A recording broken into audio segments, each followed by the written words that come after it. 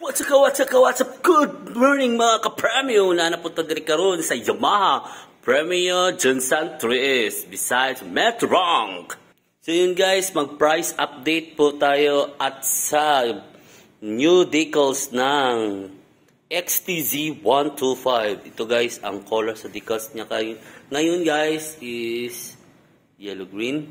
So yan guys, ang color sa decals niya 2025. So ang price niya guys is 89,900 SRP. So, down payment for installment guys is 7,900, 12 months, 8,780, and 24 months, 5,165,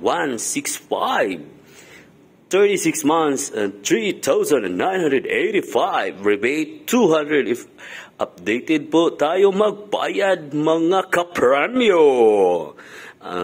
Same lang yapon guys ang iyang specs.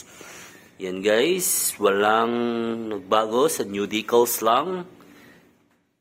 Yan. Sakside.